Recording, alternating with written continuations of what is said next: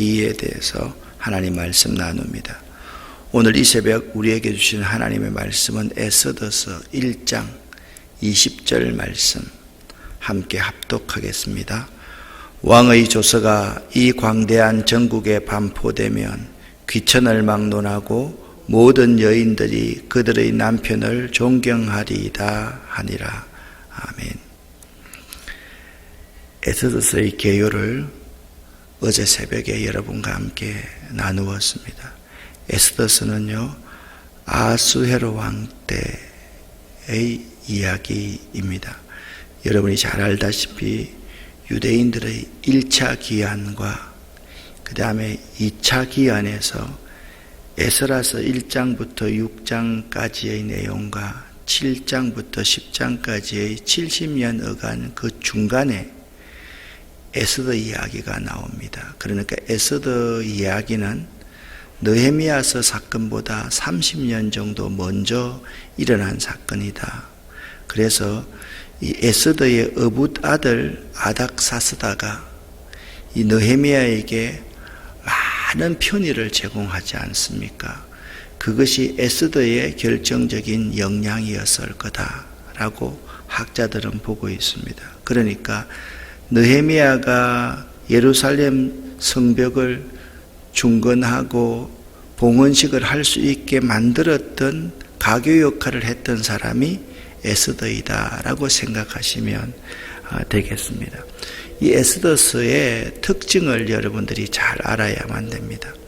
하나님이란 호칭을 비롯하여 제사, 성전, 기도 등의 단어가 한 번도 나오지 않습니다. 내용 면에서는 지극히 유다 중심적이고 이방에 대해서는 배타적이며 이단 민족에 대한 복수 정신이 강하게 나타나 있습니다.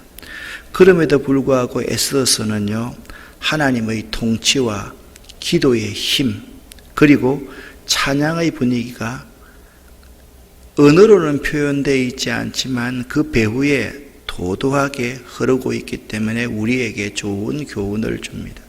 우리의 삶에 있어서 우리가 그리스도인입니다. 내가 예수 믿는 사람입니다. 라고 이야기하면서 뭔가를 드러내려고 하는 것보다 보니까 저 사람 예수 믿는 사람이었네. 이런 책이 에스더서라는 말씀입니다. 그래서 유대인들은요, 해마다 불임절마다 에스더서를 낭독했습니다. 유대인들은 이렇게 생각했습니다. 메시아가 오신다 해도 에스더서와 율법서만큼은 영구히 보존될 것이라고 생각할 정도로 에스더서는 굉장한 권위가 있는 책이 유대인들에게 있어서 에스더서입니다. 에스더서의 내용 및 주요 사상은 이렇습니다. 이방 민족 가운데 흩어져 살던 유대인들이 몰살당할 위기 가운데서 구원을 얻게 되는 극적인 장면이 묘사되어 있습니다. 표면적으로는 하나님이 드러나 있지 않다 하더라도 구원 사건 배후에는 하나님의 손길이 반드시 있습니다. 하나님은 우리 인간들의 어리석음이나 연약함에도 불구하고 우리들을 돌보시고 구원해 주시는 분이십니다. 오늘날 우리 상황과 잘 적용될 수 있는 말인데요. 우리들 개인적 파산의 위기나 민족적 재난에도 하나님은 우리들과 우리 민족을 도와주신다는 사실을 에스더서는 깨닫게 해줍니다. 오늘 1장에는 아하수에로 왕이 베푼 잔치 이야기가 나옵니다. 저도 이 영화를 봤는데요. 영화 300라는 단어, 영화 300이라는 단어에 보면 크세르크세스라는 이 황제가, 페르시아 황제가 나오잖아요. 이 크세르크세스라는 페르시아의 황제가 역사적으로 보면 누구냐? 에스더의 남편이었다라고 여러분 보시면 되겠습니다. 여러분과 함께 에스더 1장 1절부터 9절까지의 말씀을 읽어보겠습니다. 이 일은 아하수에로 왕 때에 있었던 일이니 아하수에로는 인도로부터 구석까지 127지방을 다스리는 왕이라. 당시에 아하수에로 왕이 수산궁에서 즉위하고 왕위에 있은 지 제3년에 그의 모든 지방관과 신하들을 위하여 잔치를 베푸니 바사와 메대의 장수와 각 지방의 귀족과 지방관들이 다 왕 앞에 있는지라. 왕이 여러 날 곧 180일 동안에 그의 영화로운 나라의 부함과 위엄의 혁혁함을 나타내니라. 9절 읽습니다. 왕후 와스디도 아하수에로 왕궁에서 여인들을 위하여 잔치를 베푸니라. 아멘.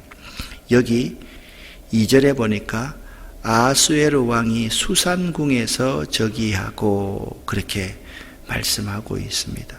이 수산궁은요, 바사 왕의 겨울 궁전이었습니다. 그 시대는요, 나라가 워낙 넓기도 하고 또한 암살이 많이 있기 때문에 왕들이 한 곳에 있지 않고 돌아다니면서 그렇게 왕궁에 있었는데 겨울궁이 수산궁이었습니다. 여기서 아하수에로 왕이 즉위한 지 3년 만에 잔치를 베풀었다.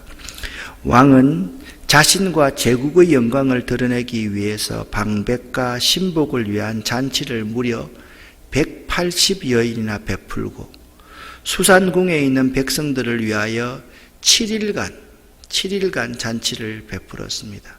그 잔치의 화려함과 자유함을 6절부터 8절까지에 이렇게 묘사하고 있습니다. 5절부터 제가 읽어보겠습니다. 이 날이 지남에 왕이 또 도성 수산에 있는 기천간의 백성을 위하여 왕궁 후원들에서 7일 동안 잔치를 베풀세 백색, 녹색, 청색 휘장을 자색 가는 배줄로 대리석 기둥은 고리에 메고 금과 은으로 만든 글상을 하반석, 백석, 운모석, 흑성을 간 땅에 진설하고 금잔으로 마시게 하니 잔의 모양이 각기 다르고 왕이 풍부하였으므로 어주가 한이 없으며 마시는 것도 법도가 있어 사람으로 억지로 하지 않게 하니 이는 왕이 모든 국내 관리에게 명령하여 각 사람이 마음대로 하게 함이더라.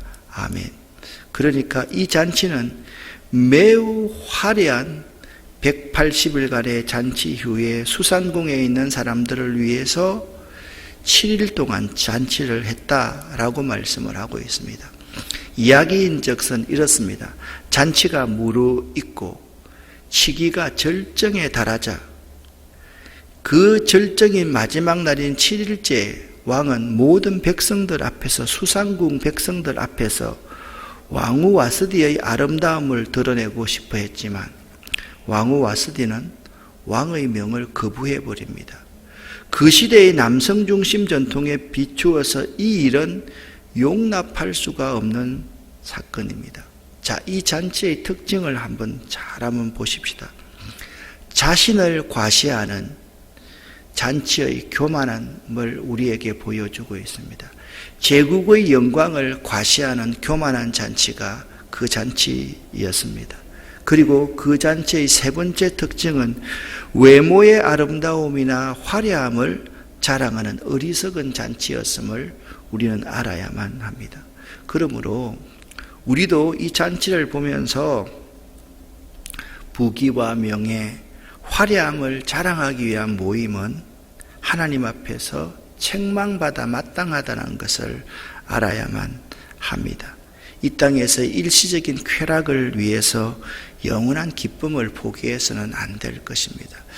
제가 부목사를 할 때만 하더라도 연말 되면 각 선교회에서 모여서 막 서로 마지막 송년회를 할 때 보면 상을 주고 선물을 주고 자신들의 선교회를 가시하려는 그러한 모임들이 많이 있었던 걸로 기억을 합니다.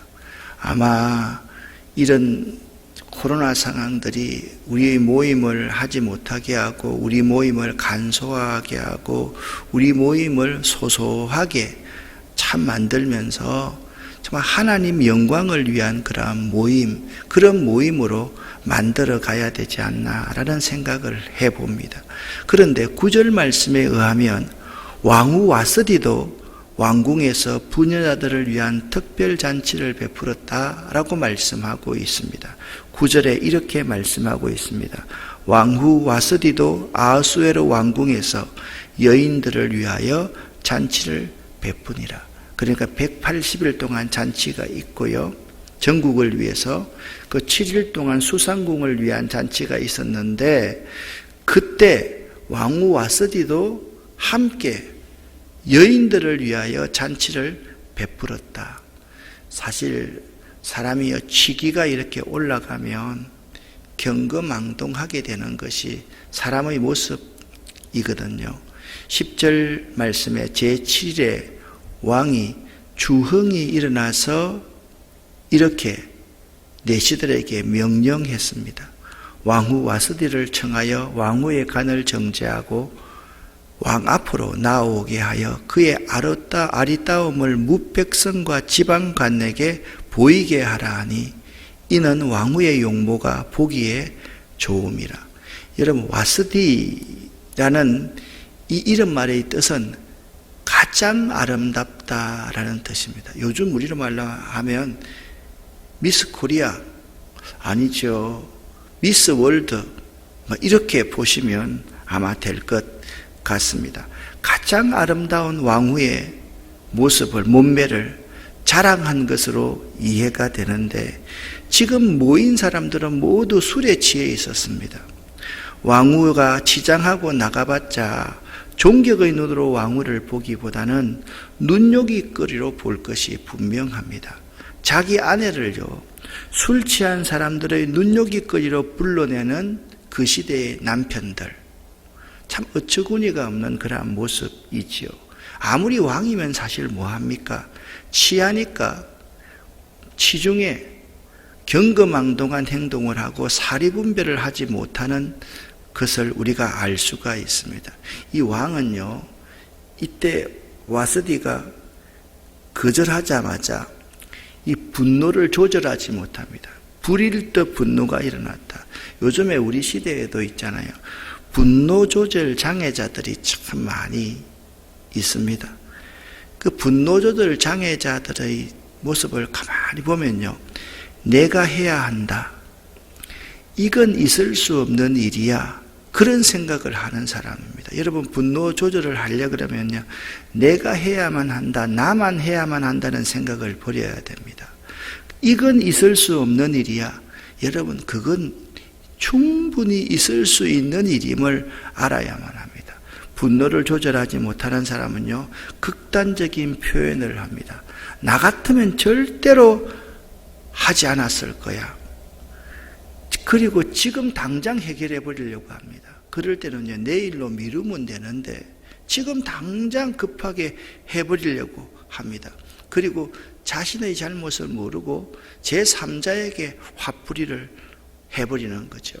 여러분, 그리스도인들은 술에 취해서 세상을 살아가는 사람이 아니라 성령 충만하며 살아간 사람들입니다. 우리는요, 술에 취해서 세상에 취해서 살아갈 것인가, 아니면 새 술에 성령에 취해서 살아갈 것인가를 결정하면서 살아가야만 합니다. 말씀을 드렸습니다. 왕은요, 왕후 와스디가 자기 말을 듣지 않자 와스디를 폐위시켜버립니다. 그 이야기가 12절에서 22절에 쭉 기록되고 있습니다. 그러나 왕후 와스디는 내시가 전하는 왕명을 따르기를 싫어했다. 참 이게 말이 안 되는 말인데요. 싫어했다. 왕이 진노하여 마음속에 불 붙는 듯 하더라, 그렇게 말합니다. 왕이 폐위시키기로 마음을 먹습니다. 이런 사례가 있느냐? 이럴 때에 어떻게 처리했는지 현자들에게 다 묻습니다. 그런데 왕이 왜 이걸 대노했는가 하면 17절 말씀과 16절 말씀, 17절 말씀에 잘 나타나 있습니다. 이것이 소문이 나면 남성 중심의 사회에서 이 127도에 있는 모든 여인들이 자기 남편을 업수히 볼 것이다 라는 생각을 하게 되었던 거죠. 남성 중심의 세상에서는 충분히 그럴 수 있다라는 생각이 듭니다. 그래서 왕이 현자들에게 묻습니다. 그 가운데 머무간이라는 사람이 있었는데 이분이 마왕에게 모든 조언을 다 하게 되죠.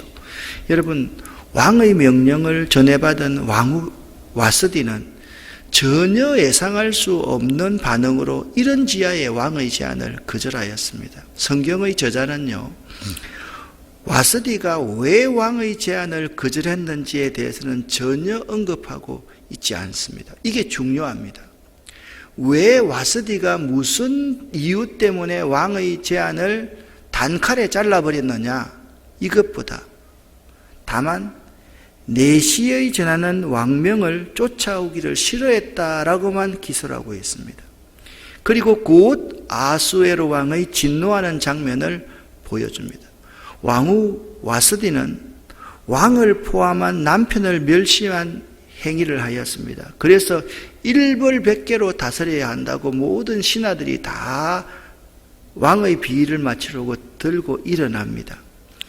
왕은 7지방간 중 하나인 현자 머무간의 조언대로 왕후 와스디를 폐위하고 각 지역의 이 사건을 계기로 남편이 가정을 주장하도록 하는 명령을 내리도록 합니다. 사실 남편이 가정을 주장하도록 하는 명령을 내리는 것과 왕후가 거절한 것과 자기가 화내는 것과는 아무 상관이 없습니다.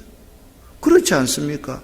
지금 자기가 술에 취해서 경거망동해서 왕후를 불러냈는데 왕후가 왕명을 거절한 거죠. 그건데 지금 각 지역의 이 사건을 계기로 남편이 가정을 주관하도록 하는 명령. 정치하는 사람들은 항상 이 사건을요, 다른 사건으로 슬쩍 끼워 넣어가지고 이것이 본질인 것처럼 그렇게 말을 하는 정말 안 좋은 습성이 있습니다.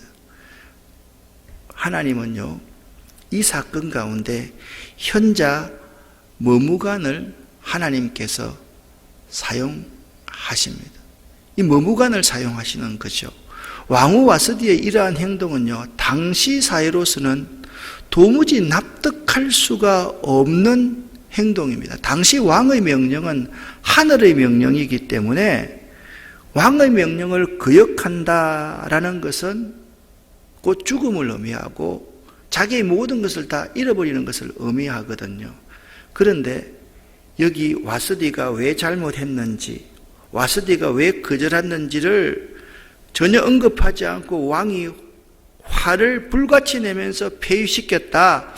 여기에 하나님의 택한 백성 유다인을 구원코자 하는 그분의 놀라운 섭리와 역사가 숨어 있더라. 그것을 지금 에스더서의 저자는 우리에게 말씀하고 있는 것입니다. 다음에 일어날 유다 백성들 전체가 몰살할 위기 가운데서 하나님께서 유다 백성을 어떻게 구원하실 것인가를 하나님의 손길이 지금 작동하고 있음을 우리에게 말씀하고 있는 것입니다. 계속 설명합니다. 이 이후에 일어나는 하나님의 백성인 유다인의 위기와 구원이라는 일련의 사건 전개와 관련해서 볼 때 하나님의 섭리적 역사 개업의 손길이 이 와스디 사건에 적극적으로 간섭되고 있는 것을 우리는 볼 수가 있는 겁니다. 우리가 영의 눈을 가만히 뜨고 보면요, 우리 주변에 일어나는 역사적인 사건들이 이해가 되지 않는 것들이 참으로 많이 있습니다. 아니, 상식적으로 이게 이해가 안 되는데 왜 저렇게 저 사람들이 나쁘지?